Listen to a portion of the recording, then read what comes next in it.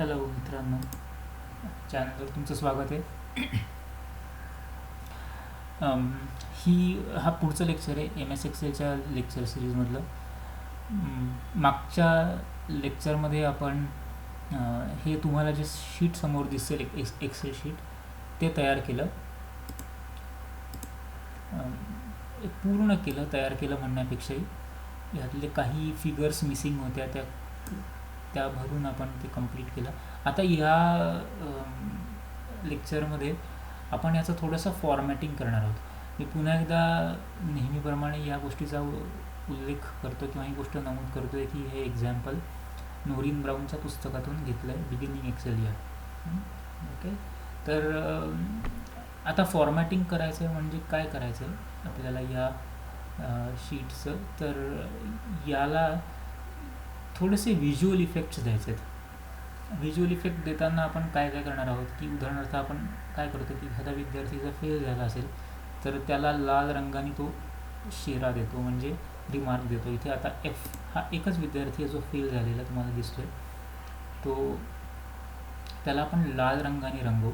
Okay, तर इथे जाऊन आपल्याला ते तुम्हाला मागे मी जे सांगितलं होतं जेव्हा अगदी सुरुवातीला इंट्रोडक्शन देताना की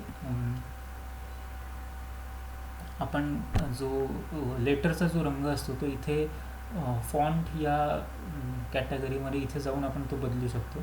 पण आपल्याला जेव्हा असं एक प्रत्येक फेल झालेल्या विद्यार्थ्याचा जो F हे जे कॅरेक्टर आहे ते मॅन्युअली बदलणं हे मुश्किल असतं, ज्यावेळेला शीट खूप मोठं असतं त्यावेळेला. त्यामुळे आपण एक्सेलला अशी इन्स्ट्रक्शन देतो की जिथे जिथे तुला F दिसेल तिथे तिथे तो लाल रंगाने तो कलर कर, अशी इन्स्ट्रक्शन देता येते. ते कसं करायचं ते बघू. याशिवाय आणखीन काही थोडंफार फॉर्मॅटिंग करू, ज्याच्यामध्ये काही स्टुडंट्स ज्यांना 70% कमी मार्क मिळाले त्यांना आपण इथे पर्सेंटेजचा जो कॉलम आहे तिथे आपण म्हणूयात त्यांचे येलो रंगाने आपण त्यांना मार्क करू, जेणेकरून त्यांना कळेल की त्यांना 70% कमी मार्क आहेत आणि आपल्याला टीचरलाही कळेल की 70% कमी मार्क आहेत आणि सुधारणेला वाव आहे. तर अशा प्रकारे आपण करू. शिवाय आणखीन एक गोष्ट करणार आहोत ती म्हणजे कलर बार. कलर बार म्हणजे काय ते मी थोड्याच वेळात सांगेन. आता इथे आपण आधी पहिल्यांदा हे बघूयात की इथे जे कोणी फेल झालेत, इथे एकच या लिस्टमध्ये तरी एकच जण आहे जो फेल झाला आहे. त्यांना सगळ्यांना कसं लाल रंगामध्ये त्याचं टेक्स्ट आणायचं. ओके, हे कॅरेक्टर जे F आहे त्या लाल रंगात कसं आणायचं. ओके, त्याच्यासाठी आपण इथे स्टाईल्समध्ये जो कंडिशनल फॉर्मॅटिंगचा जो ऑप्शन दिसतो तो वापरणार आहोत. अगदी सुरुवातीला पहिल्या लेक्चरमध्ये तुम्हाला ही होमची जी रिबन आहे ती इंट्रोड्यूस करताना मी हा पार्ट सोडून दिला होता, तर आता आपण इथं तो वापरणार आहोत.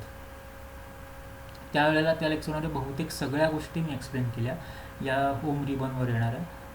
फक्त त्याच्यात काही गोष्टी ज्या मी सोडून दिल्या होत्या त्यातली एक गोष्ट आत्ता आपण शिकणार आहोत ती म्हणजे कंडिशनल फॉर्मॅटिंग. ओके, तर कंडिशनल फॉर्मॅटिंग म्हणजे जर का त्या सेलमधली व्हॅल्यू जी असते, मग ती कॅरेक्टर असो किंवा नंबर असो, ती जर का एखादी कंडिशन सॅटिस्फाय करत असेल तर तो सेल हा विशिष्ट रंगाने रंगवायचा किंवा त्याच्यामधलं कॅरेक्टर किंवा नंबर हा विशिष्ट रंगाने तिथे हायलाईट करायचं. त्याला म्हणतात, हे जे विशिष्ट प्रकारे हायलाईट करणं किंवा कलरिंग करणं याला फॉर्मॅटिंग म्हणतात.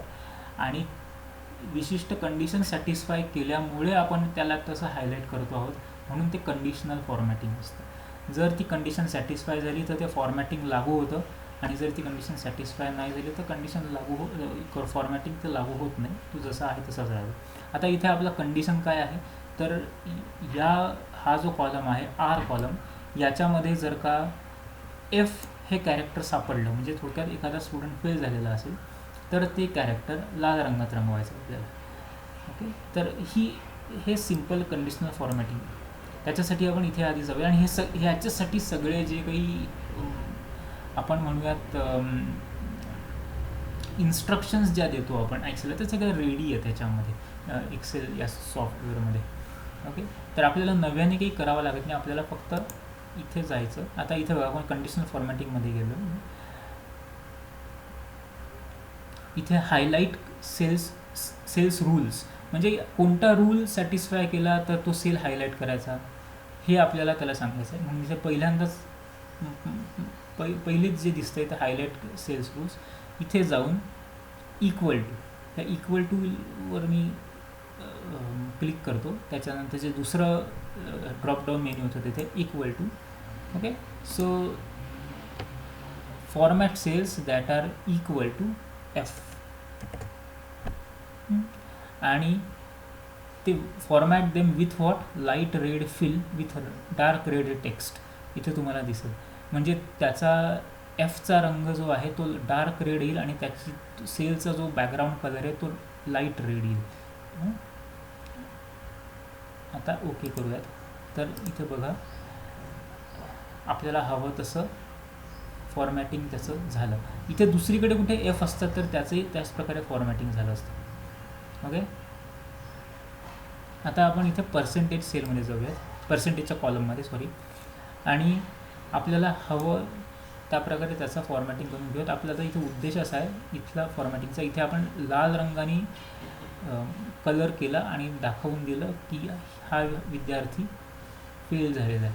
आता आपल्याला इथल्या कॉलममध्ये पर्सेंटेज या कॉलममध्ये एक फॉर्मॅटिंग करायचं आहे. ते असं आहे की काही विद्यार्थी असे असतील जे फेल झालेले नाही आहेत किंवा फेल झालेही असतील, पण त्यांना एकूण विचार केला तर 70% कमी मार्क आहेत.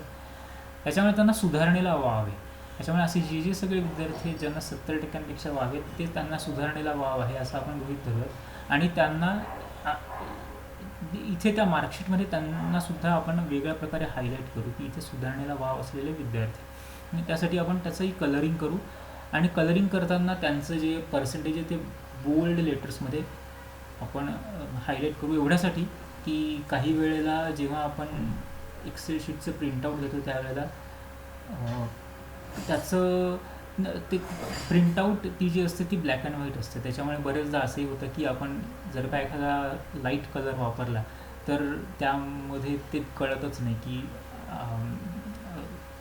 हे जे आहे ते कलर्ड आहे की ब्लॅक अँड व्हाईटच होतं मुळात. ओके सर, आपण त्याला बोल्ड आणि इटॅलिक केलं तर आपल्याला ते इतर कॅरेक्टर्सपेक्षा वेगळं उठून दिसतं. तर पुन्हा एकदा कंडिशनल फॉर्मॅटिंगमध्ये जायचं. आता आपल्याला थोडंसं वेगळं करायचं. इथे आपण व्हॅल्यू जर का एफ असती, इक्वल टू एफ असती तर आपण त्याला रीड केलं. आता कंडिशनल फॉर्मॅटिंगमध्ये जायचं. पुन्हा एकदा हायलाईट सेल्स रूल्स. आपल्याला तर काय हवं आहे, आपल्याला हवं आहे ते असं की जर का पर्सेंटेज हे 70पेक्षा कमी असेल तर आपण ह्याला नव्याने वेगळ्या रंगामध्ये रंगवणार आहोत. आता आपण लाल रंग पुन्हा एकदा वापरणार नाही, दुसरा रंग वापरू, येलो वापरू. ओके म्हणून आता बघा हे तुम्हाला दिसतंय ते सगळे इथे येलो रंगामध्ये टेक्स्ट आलं आहे आणि बॅकग्राऊंडसुद्धा लाईट येलोमध्ये आली आहे. आता ह्याला जर का आपल्याला म्हणजे थोडंसं वेगळ्या प्रकारे फॉर्मॅटिंग करायचं असेल, समजा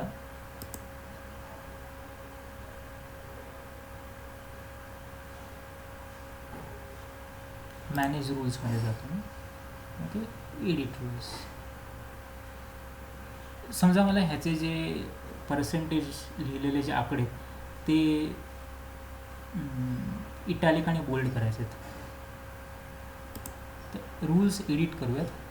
इथे बघा, इथे आत्ता ज्या प्रकारे ते फ्लॅश होत आहेत किंवा ज्या प्रकारे ते शो होत आहेत, दाखवले जात आहेत ते आकडे, त्याचा हा फॉर्मॅट दिसतो इथे. आता आपण त्याला नवीन फॉर्मॅटिंग करू, बोल्ड आणि इटॅलिक. आता हे असे दिसते. रेग्युलर असते तर असे दिसले असते, असे केले तर बोल्ड आणि ओके होणार. इथे बघा हा फरक पडला.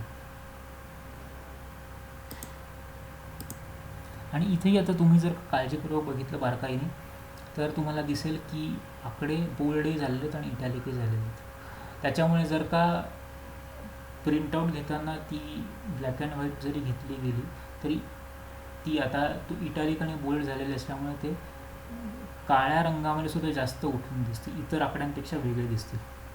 ओके, तर अशा प्रकारे आपण कंडिशनल फॉर्मॅटिंग करू शकतो. कंडिशनल फॉर्मॅटिंगचा अर्थ हा की विशिष्ट सेल्समधल्या व्हॅल्यूज जर का विशिष्ट कंडिशन सॅटिस्फाय करत असतील तर त्याला वेगळ्या प्रकारे फॉर्मॅट करतात. आणि त्याचा उपयोग हा होतो की आपल्याला जो डेटा आहे तो वेगळ्या फॉर्मॅटमध्ये दाखवता येतो. कारण की जी काही वैशिष्ट्ये असतात वेगळी डेटामधली, काही व्हॅल्यूज ह्या कमी असतात, काही जास्त असतात, किंवा काही विशिष्ट रेंजमध्ये असणाऱ्या व्हॅल्यूज असतात, ते सेल्स जर का आपल्याला इतर सेल्सपेक्षा वेगळे ठळकपणे दाखवायचे असतील तर त्याचं फॉर्मॅटिंग वेगळ्या प्रकारे केलं तर ते इतर डेटापेक्षा वेगळं दिसून येतं, आणि हा त्याचा मुख्य उद्देश आहे. म्हणून आपण एक कंडिशनल फॉर्मॅटिंग करतो. ओके, आता एक शेवटची गोष्ट दाखवतो, ती म्हणजे हे जे टोटल मार्क्स आहेत विद्यार्थ्यांना मिळालेले, याचं एक थोडंसं वेगळ्या प्रकारे फॉर्मॅटिंग करूयात. आता इथे आपल्याला आकडे दिसत आहेत. तर पहिल्याला 373 मिळाले, 390, दुसऱ्याला 295. तर एकूण मार्कांपैकी हे जे मार्क आहेत ते साधारण किती आहेत याचा अंदाज आपल्याला व्हिज्युअली घेता येऊ शकतो.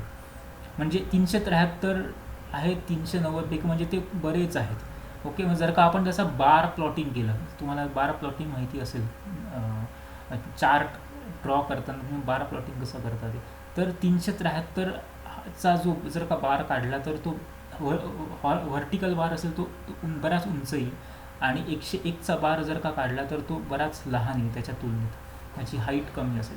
तर आपण असेच हॉरिझॉन्टल बारसुद्धा काढू शकतो. आणि असे हॉरिझॉन्टल बार्स जर का आपण यातल्या प्रत्येक मार्कासाठी काढले तर आपल्याला ते कम्पॅरिझनसाठी उपयोगी पडेल कोणाचा, कारण बरेचदा आकडे वाचत बसणं हे थोडंसं टेडियस असतं किंवा पटकन लक्षात येत नाहीत आकडे. त्यापेक्षा व्हिज्युअल्स जर का असतील तर ती पटकन लक्षात येतात. तर आपण याचे बार फॉर्मॅटमध्ये तो आणू शकतो, डेटा बार्स. याला आता आपण हा संपूर्ण सेल सिलेक्ट केला आहे, सॉरी हा पूर्ण कॉलम सिलेक्ट केला आहे, म्हणजे या सगळ्या व्हॅल्यूज सिलेक्ट केल्या आहे, यातले सगळे सेल्स.